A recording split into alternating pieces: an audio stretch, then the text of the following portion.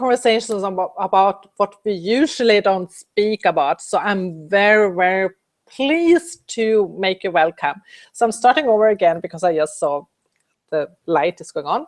I'm very pleased to welcome you to this Google Hang-On show where we speak about all the things we don't usually speak about. Today I have a super cool guest here that I met a month ago. His name is Devin Gallaudet. Is that how you pronounce your name, Devin? Yeah, it's Gallaudet. It's French. You go back, you know, we're from France if you go back 400 years. I'm so happy to have you here. He actually wrote a book, Women Are Smarter Than Men. So he's a writer and teacher of the traditional and Hermetic Kabbalah. I know nothing about Kabbalah, so I'm super excited to know more about all what you're doing, Devin, when it comes to your writings, but also about Kabbalah.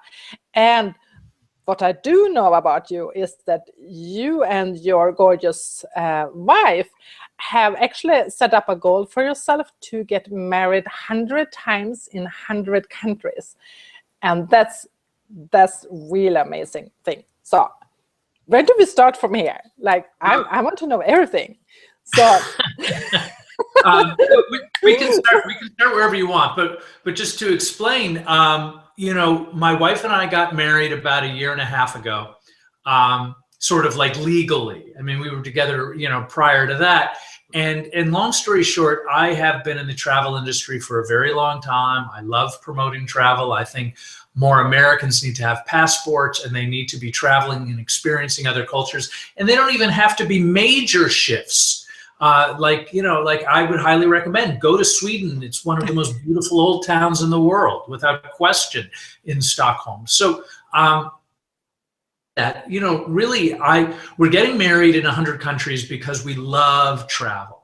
And probably the real reason behind it is that when I say my vows to my wife, which by the way change over time, but when I say my vows to my wife, she knows without a question that I love her, that I'm on her team, that I'm supporting her.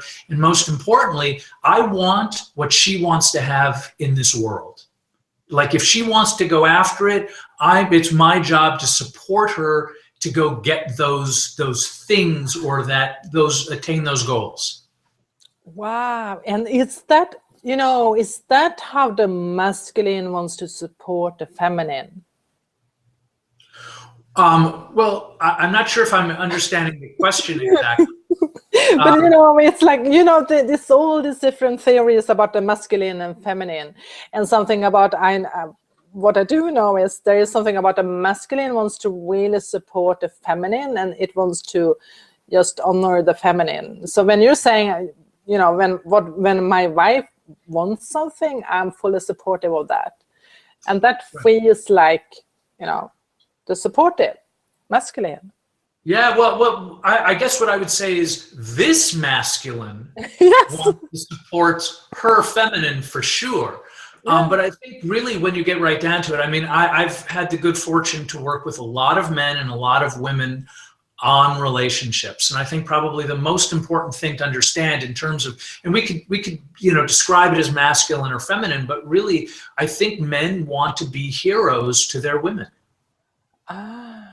I think that ultimately we want to be the knight in shining armor for you under most circumstances. Now, do things like money and property and prestige sometimes put us in different directions and sometimes change our priorities? Absolutely. And you know, when we talk about men and women, we're all different as individuals. But I think by and large, my experience is that men ultimately want to make their women happy. They want to be in love and they want to support women. That's my experience. So far you have been married in 16 countries. Well, we've been married 16 times. We've been married in 12 different countries, and a couple of those countries we've been married more than once. Wow. Yeah, we've been married Serbia twice, in the US 3 times, and in Mexico twice. So what brought you that idea of having that as a goal? Is that your goal of how you grow your love and just being reminded that this is how we nourish our love, or what was the idea behind? There was no idea behind it, really. I mean, we got married, and a very, very small ceremony. And then we were in Mexico where I had work to do, and we were walking by this iconic cathedral in Puerto Vallarta, Our Lady of Guadalupe. And it's sort of like iconic, and it's beautiful. And long story short, we were walking by, and it just popped in my head. And I said, let's go inside and then get married again. On a lark. And my wife was like, and then, I mean, quite literally, a friend was standing next to us, and she said, well, I'm ordained. And I said, terrific, here's my ring, you're presiding. And we marched into the front of that church, and it's beautiful, and there were parishioners there, and literally my friend started talking about love. She talked about why love was important. And you know, when it came to my vows, and I was talking to my wife, I could see that the second time saying these vows probably meant as much, if not more, second time around than they did the first. And it was probably within a week where I thought, let's just keep getting married. Let's, you know, I mean, it was sort of this odd kind of experience in Mexico, almost surreal to some degree, but really what we ended up doing is going everywhere we could. And some of these weddings that we did were wildly elaborate. Like in Slovenia, we got married by the mayor of Bled in the iconic castle overlooking Bled Lake and the little island in there, where I eventually, we rowed out to the lake, or we rowed out through the lake. And I ended up, as sort of a Slovenian tradition, I carried my wife up the 100 steps of hard labor in order to ring the bell of wishes. So I mean, we've had the good fortune to get to do things like that, you know. And again, I think, don't get me wrong, like we love to travel, but I really think at some point, like, you know, when I go to sleep at night and my wife is there, that's who my partnership is with. And it really, I think at the end of the day, makes complete sense for me to continue to make her happy and to be of service to her. I mean, ultimately what I would say is that, well, actually a friend of mine, Dave, says this all the time, is that love is an action, and that action is service. And it's really about how do I support my wife in her goals, even when her goals don't necessarily support me. Do you know what I mean? Like, I don't have to love what she wants. I just want to help. I just want to help her get it and make sure that I can support her along that path.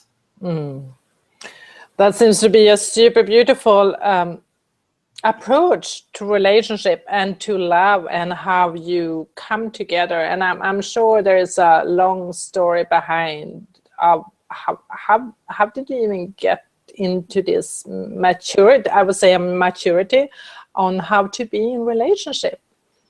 Well, you could say maturity, but I could say failure. Really, the reason why I think I've gotten to a place in understanding in relationships is not because I was born with it. You know, one of the things over the last several years I've been asking people, like when I find a married couple who've been together for, 40, 50 years, I always ask, what's your secret? And they never, ever know. They don't know what the secret is.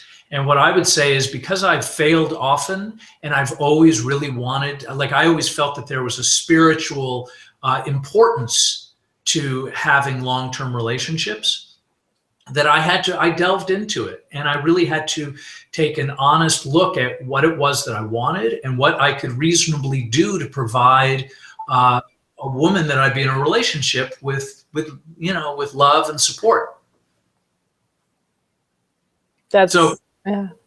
Yeah, and I also studied a lot of Kabbalah and some of the Western mysteries and some other sort of, shall we say, unique traditions that kind of inspired me to look a little bit deeper. Yeah, that's super interesting to me because I've never heard about Kabbalah. Actually, you are the first person I met who is speaking about Kabbalah, and I'm really curious to learn more about that and its approach to relationships. Well, I'll try to sum it up, but Yeah. it's a tough one to sum up. I've been studying it for over 20 years now and teaching it for almost as long, and it's a lot of work. But really what it comes down to is this, is that Kabbalah is sort of like if you were to peek behind the veil of the universe and try to create a greater connection to the universe or God or to the cosmic ooze or whatever it is that you wanted to call it, this would be an avenue to do it. Now, the traditional focuses on promoting Judaism. There is also a Kabbalah that has done its best to understand Kabbalah, but without promoting Judaism per se, but really more about how do we increase our knowledge and our ability to communicate with the divine and understand ourselves. So it's really more about a spiritual evolution that includes some other things.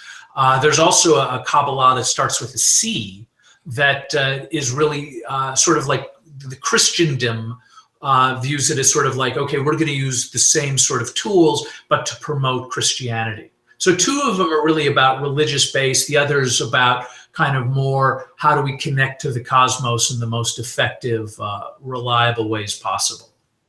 So it's got a little bit of a mystical bent to it for sure. But I've personally like I owe my whole life to this study, and I don't want to give you a sob story, but I'm incredibly grateful for having put forth the time and energy towards it. Yeah, and I hope that helps a little. Yeah, and how are you teaching it? And what's your how do you reach out? Like what's your teaching around it? Well, the teaching around it for right now tends to focus on relationships and how to improve relationships. The tree of life is sort of oh shoot, and I don't have it with me. Otherwise, I would show you. But it's basically sort of like, think of it as a symbol of man's relationship with the universe. And when I say man, I'm talking about humans, men and women. And it, the study really points out sort of like the differences between men and women. Obviously, the goal is that we want to bridge those gaps, because I think, anytime you're talking about a relationship, you're talking about the potential hope that kind of unites and ties us together. What I've done, and it's happened so organically, as you probably know, Morgana Ray, my wife, has been sort of a life coach towards money for the last 20 years. And what she's seen me do is I've just kind of over the last 20 years have been teaching Kabbalah, explaining men and women to a very select audience. Only because you had to, in order to find Kabbalah, you had to search for it. Just as you hadn't heard of it, a lot of people haven't. It's something that it's almost a calling. And what's happened is, in part because I know, because of Morgana Ray, in part because word gets out, I speak to people pretty much on a daily basis. And, one of the things that this initially started at was that I was talking with and working with people who were heavy-duty drug addicts. And the ironic thing is that the things really upset drug addicts was not the ability to not have drugs anymore or stop using them, but ultimately it was about relationships. People were most upset about relationships. And so it became my job to how do we communicate about relationships in a way where there's hope at the end. And more importantly, there's results. Like you want to get a great relationship. That's if you want to. Do you know what I mean? I guess some people are not necessarily destined or driven towards that end. I'm not one of them. I always knew that I wanted to be in a long-term relationship with the right person, but it did take some effort on my part. Does that help? Yeah, it does. It definitely helps, and it's but also when you're telling me about this, I can also see how somehow it feels like everything comes down to relationships to yourself in some way. Is that? Yeah, I mean, here's the thing. If let's say I was at some point in my life where I was not at my best, I didn't know much about myself, I didn't know much about you or the world or anything else, I was being really, really selfish. But even then, my goal was to find like the greatest woman ever. So let's say once in a while I would go up to the greatest woman ever, and I'm still down here. What am I able to offer her? If I'm being selfish and unavailable and it's really all about me. If that's the case, what does she want from me? What can I give her? And truthfully, over the long haul, probably not much. So by and large, I was attracting women that were kind of equivalent, who were a little bit more selfish, a little bit more about them. And then what's happened is, as I have worked on myself, as I've evolved, ultimately what happened was I was capable of then attracting the kind of woman who I could serve, who I could love. And that's, I think in this sort of larger community, there's a lot of hopefulness that we could just wave a magic wand. And that's great, because I've studied magic and mysticism for 20 plus years. But even then, ultimately, to get the best magic, the best mojo, you still have to work on yourself. Wow, this is, I love this, because this also speaks something, and I think that's the same. A lot of women who are in business, who are really creative and contributing a lot to the world. Here's my experiences. They're finding themselves being very independent, alone, and like somehow they attract in men who can't really match their power or match. And in some way they are afraid also to surrender. So they like to be in that sort of superior position, and it just, which is really what I'm working about, is to teach women the importance of being able to surrender. But there is something about men has to be able to reach up to the level so they can meet them there as well, and so they can be that contribution together, right? Yeah, absolutely. I mean, I think at some point, and as you know, I have an ebook called "Women Are Smarter Than Men." I absolutely believe that you are the fairer, smarter, certainly the more emotionally intelligent, beautiful, nurturing, intuitive gender by far. Like, I don't even think it's close. I think, however, that there is a disconnect ultimately with women, that where the issue is that I think most women that I've ended up speaking with kind of believe that, well, if a man doesn't give them what they want, it's because he's not listening, or he doesn't care, or it's not important to him. When in reality is that men and women communicate very, very differently. We're really good at how-tos. Like, here's the bullet points, here's the instructions. We're good at following the instructions. And I think what a lot of women do, and ultimately they've confirmed this with me, is that they kind of talk out their problems in sort of a roundabout way. Like, men in our society go direct, and women tend to go less direct. And for us, we're not that smart. So we need your help. Do you know what I mean? Like, one of the things that if my wife and I have a disagreement, it tends to fall under the category of I didn't understand what she was looking for or what she wanted, and that she didn't provide me like the specifics. Yeah. And I'm telling you, we are not as smart as you. I want to be, but we're not. Sorry, but I think I had a friend once saying that so here's the thing. I'm living in Sweden. I'm living in a country where even having this kind of conversations would seem very, very far out, because we're not even in our society, we don't even speak about there is a difference between men and women, and yet people I'm surrounding myself with is really like you confirming that if men and women really think they are the same, like if they don't appreciate and seeing these differences, you're actually out for a failure when it comes to relationships.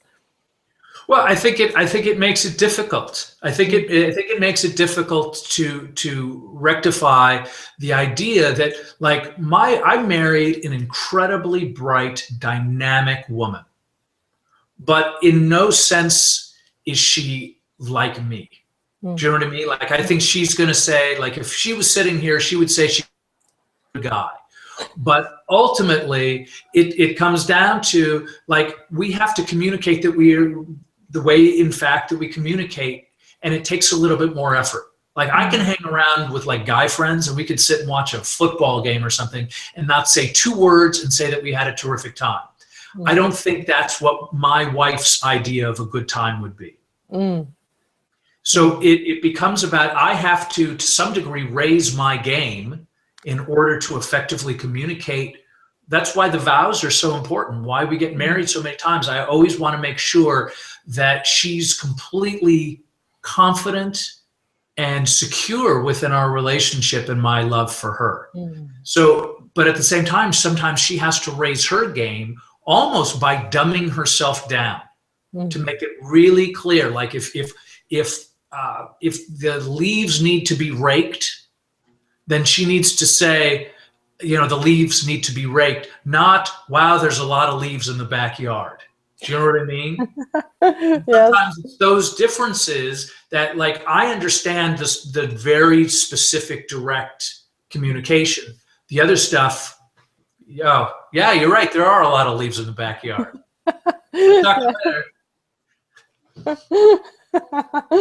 It's wonderful to have this conversation with you, Devin. And I'm thinking, what are you seeing? What's next for you? Because I know that you have had a couple of projects coming out, and the book about women are smarter than men seems to be like, how this is even an opt-in. People can opt in for finding this ebook, right? So how do they find it?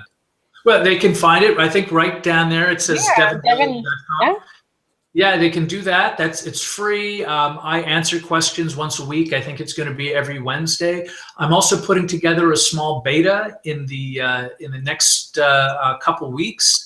That is going to be exactly that. I think we're going to do 6 weeks with maybe a 7th week that'll be a Q&A, and it's going to be about, like, I'm going to teach you a combination of what I've learned about love and relationships after, you know, speaking with hundreds of people about them.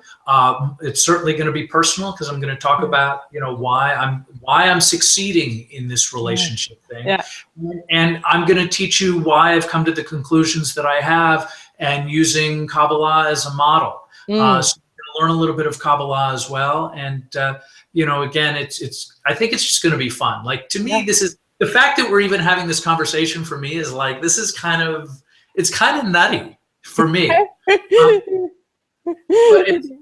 it's like, I feel it's like just really grateful. And I'm a big believer that sometimes we get presented with information and then doors open a little bit. And I'm just a big believer in just going through the door and see what the heck happens. So, you know, I know. And I know that you're a writer and an editor. So what's your next writing project? I mean, I'm sure you're having something in your mind.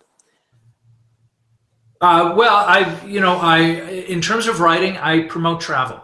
You know, that's one of my main things. I've also, and that's what I edit largely, is travel, because I think ultimately we're supposed to know each other. Do you know what I mean? Like, I've had the good blessings to been to Sweden multiple times. I totally love it. Oh, you have been to Sweden? Oh, totally. Yeah, no, absolutely. So where have you been in Sweden? I stayed, as a matter of fact, a woman kind of gave me the keys to her house and then left. And I stayed in Gothenburg, Sweden for about 2 or 3 weeks, kind of over midsummer. And then I went, of course, I've been to the capital multiple times. I totally loved it. Done the archipelago thing, which was spectacular. Jansen and went to, what's the battleship that tipped over and sunk? You have that. Yes, The Vasa. Vasa Museum. The Vasa Museum. Very popular in Stockholm. Have Absolutely. you been in the Nordic part of Sweden? You know, I have not been to North, and I'm dying to go to the Laplands. Yes. I actually just came there, and I saw reindeers. There was reindeers on the roads.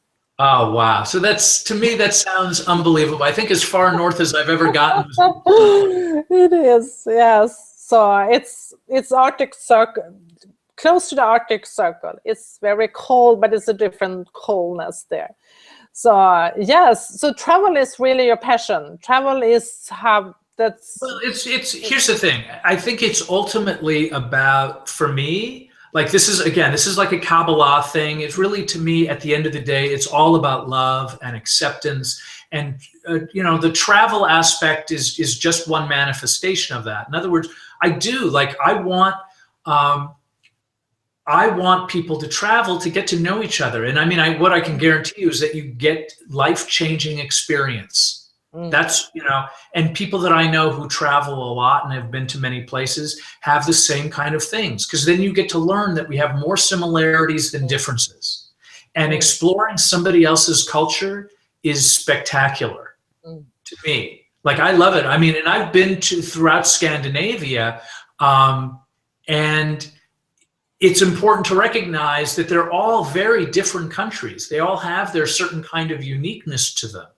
You know, it's not just a difference of language, it's a difference of style and culture and presentation and food and all of it. And so for me, it's like, yes, you go to Sweden, but you also go to Norway and you go to Finland and you go to Denmark and you have a lot of meatballs.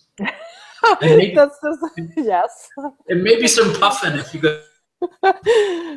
I know how it is, because my American friends, they love when I cook meatballs for them. So that's super. That's really, so traveling is a way to learn, to know people, their culture, their food, and that's creating connection. And absolutely. Yeah, again, it's about love and acceptance. And so it's not only about travel, it's also about the kinds of relationships that you carry out into the world. Yeah. Seeing the others, being appreciative of what's different, and seeing how we in the final end are just one, and just being part of oneness, actually. So I'm super happy to have had this conversation with you, Devon. Thank you so much for being here today. Oh, Maria, I am so incredibly grateful to be here. And, you know, again, I'm hoping that we're going to speak real soon. Me too. Me too. Thank you so much. And thank you for watching this. And I'm seeing you soon again. Bye-bye for now.